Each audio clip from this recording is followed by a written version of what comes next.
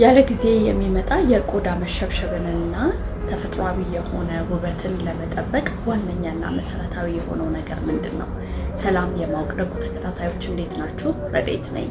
ተፈጥሯዊ ውበታችንን እና ያለ ጊዜ የሚመጣ የቆዳ መሸብሸብን ለመከላከል ኤክስፔንሲቭ የሆኑ ፕሮዳክቶችን መጠቀም አይደለም። ዋነኛውና መሰረታዊ የሆነው ነገር ምንድን ነው? ቆንጆ እንቅልፍ መተኛት።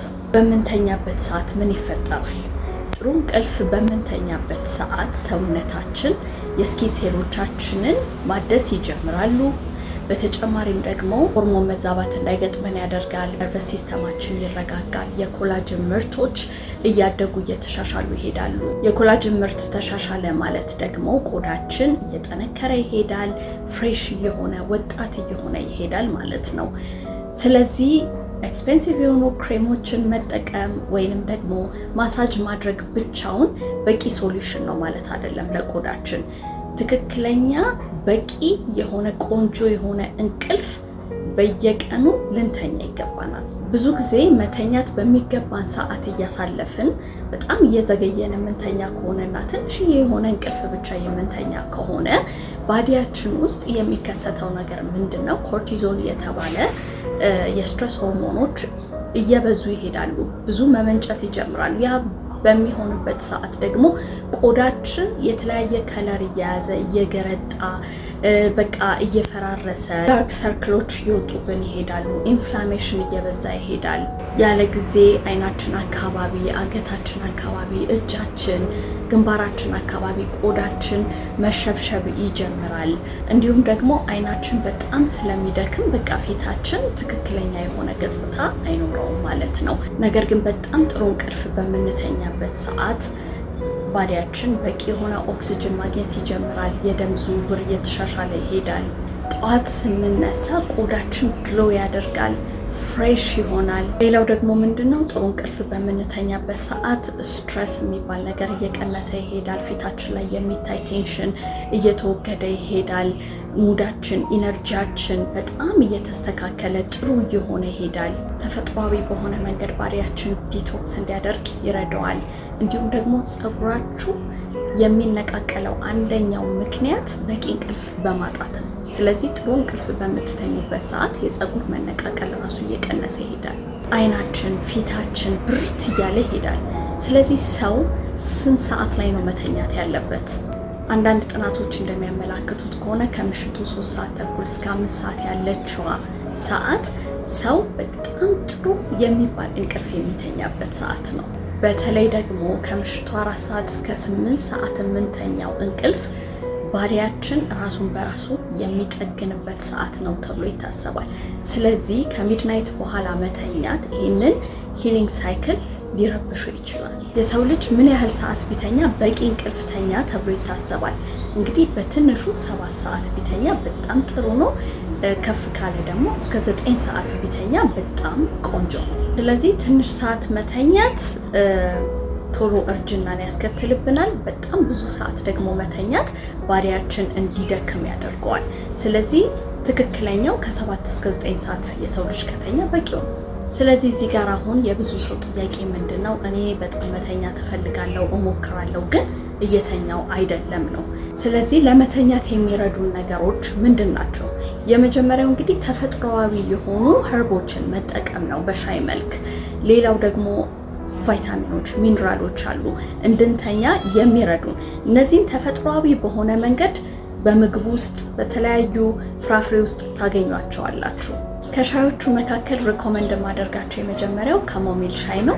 እሱ እንግዲህ ከመተኛታችሁ በፊት ብትጠጡት ነርቨስ ሲስተማችሁ፣ ባዲያችሁ ሪላክስ እንዲያደርግ ይረዳዋል። ካሞሚል ሻይ እንግዲህ ጭንቀትንም ይቀንሳል ተብሎ ይታመናል። ኳሊቲ የሆነ እንቅልፍ መተኛት የምትፈልጉ ከሆነ ይህንን ሻይ ጠጡት። ሌላው ደግሞ የስትረስ ሆርሞኖችን የሚቀንስልን የበሶቢላ ሻይ ነው። የበሶቢላ ሻይ በተለይ በጣም ረጅም ቀን ኖሯችሁ በስራ ተወጥራችሁ ብላችሁ ከነበረ ቤታችሁ ገብታችሁ በሻይ መልክ አፍልታችሁ ብትጠጡት ማይንዳችሁን በጣም ያረጋጋላችኋል። ሌላው ደግሞ በመልካም መዓዛው የሚታወቀው የላቬንደር ፕላንት ነው።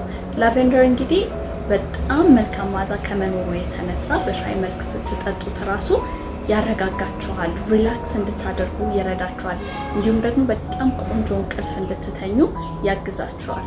ላቨንደር ተክሉ ወይንም ደግሞ ኦይሉ ካላችሁ ኦይሉንም ሻይ አፍልታችሁ ጠብ ማድረግ ትችላላችሁ። ሌላው ደግሞ ሌመን ባልም ነው።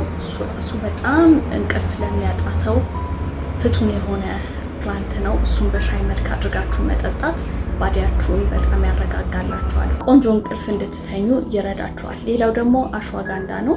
ይሄም እንግዲህ ባዲያችሁን ያረጋጋዋል፣ ኮሌስትሮል ራሱ ይቀንሳል ተብሎ ይታመናል። ሌላው ደግሞ የዝንጅብል ሻይ ነው። ዝንጅብል እንግዲህ አንደኛ የምግብ መፈጨት ስርዓትን ያስተካክላል፣ ሆዳችሁ ቅልል ነው የሚላችሁ። እዚህ ከመተኛታችሁ በፊት የዝንጅብል ሻይ ራሱ አፍልታችሁ ብትጠጡ ቆንጆ እንቅልፍ ይወስዳችኋል። ሌላው ደግሞ ቫይታሚን እና ሚኒራሎች ናቸው። በካልሲየም፣ በማግኔዚየም፣ በቫይታሚን ቢ6 የበለጸጉ ምግቦችን መመገብ ለእንቅልፍ በጣም ነው የሚረዳችሁ። ለምሳሌ ማግኔዚየም ማግኘት የምትፈልጉ ከሆነ አቮካዶ፣ የተለያዩ የኦቾሎኒ ዘር ውስጥ እንዲሁም ደግሞ ስፒናች፣ የዱባ ፍሬ ብትጠቀሙ ከመተኛታችሁ በፊት በጣም ቆንጆ እንቅልፍ እንድትተኙ ይረዳችኋል። ቫይታሚን ቢ6 ለማግኘት የምትፈልጉ ከሆነ ደግሞ ሙዝ አለ፣ ድንች ሳታበዙ ብትመገቡ፣ እንዲሁም ደግሞ ሽምብራ፣ አሳ ብትወስዱ ቆንጆ እንቅልፍ ይወስዳችኋል። ሌላው እንግዲህ ወተት፣ እርጎ፣ ሰሊጥ ብትጠቀሙ ካልሲየም ታገኛላችሁ። በጣም ቆንጆ እንቅልፍ እንዲወስዳችሁ ያግዛችኋል። ስለዚህ ቆንጆ እንቅልፍ ለመተኛት እነዚህ የነገርኳችሁን ነገሮች ብታደርጉ የእንቅልፍ ይዞታችሁ እየተስተካከለ ይሄዳል። በተጨማሪም እንግዲህ 3 ሰዓት ተኩል ከዛ በላይ አታምሹ፣ ተኙ። ስክሪን ላይ በጣም ረጅም ሰዓት አትዩ። ልትተኙ አካባቢ ስትሉ በቃ 2 ሰዓት ላይ ምናምን በኋላ ከ2 ተኩል በኋላ ብዙም ስክሪን ባታዩ ይመረጣል። ከዛ በተረፈ መኝታ ቤታችሁ በጣም መብራት አይኖረው፣ መጋረጃችሁን በደንብ አድርጋችሁ ዝጉ። ቀን ደግሞ አየር አስገቡበት መኝታ ቤታችሁ ላይ። ንጹህ አየር ሲኖር መኝታ ቤታችሁ በሰላም ትተኛላችሁ። ስለዚህ መኝታ ቤታችሁ ላይ አየር አስገቡ። ከዛ ማታ ግን በጣም ብርሃን አታድርጉ እንቅልፍ እንዲወስዳችሁ። ካፌን አታብዙ፣ ኮፊ ማታ ብዙም አትጠጡ፣ ያነቃቃ ነገር ብቻ አትውሰዱ። ሌላው ደግሞ ከመተኛታችሁ በፊት ፊታችሁን በሞቀ ውሃ ታጠቡ። ብትችሉ ሙሉ ሰውነታችሁን በሞቀ ውሃ ብትታጠቡ ቆንጆ እንቅልፍ ይወስዳችኋል። ጊዜ እንደማሳያችሁ ለመተኛት የሚረዱ ማሳጆች አሉ። የተወሰነች ሰዓት ማሳጅ አድርጉ። ራሳችሁን፣ የራስ ቅላችሁን፣ ፊታችሁን ማሳጅ አድርጉ። ለተወሰነች ሰከንድ በጥልቀት መተንፈስ ተለማመዱ። ወደ ውስጥ በደንብ አየር ስባችሁ ከዛ በኋላ ትንሽ ሰከንድ ከያዛችሁት በኋላ ማውጣት ተለማመዱ። የጧትን ፀሐይ አትለፏት። ጧት የምታገኙት የፀሐይ ሙቀት ማታ ቆንጆ እንድትተኙ ይረዳችኋል። ከባድ ምግብ ደግሞ በፍጹም እንዳትበሉ። ስለዚህ እውነተኛ ተፈጥሯዊ ውበትን ለማግኘት የምትፈልጉ ከሆነና ያለ ጊዜ የሚመጣ እርጅናን ለማስወገድ የምትፈልጉ ከሆነ በጣም እንቅልፍ ወሳኝ ነገር ነው። እውነቴን ነው የምነግራችሁ። ዲፕ የሆነ እንቅልፍ ለቆዳችን መድኃኒት በሉት። ስለዚህ ከዛሬ ጀምሮ 3 ሰዓት ወይም 3 ሰዓት ተኩል ነው መተኛት የሚጀምሩ እያላችሁ በኮሜንት ሴክሽን ላይ ጻፉልኝ። በተረፈ በሌላ ቪዲዮ እስከምንገናኝ ድረስ ቻው።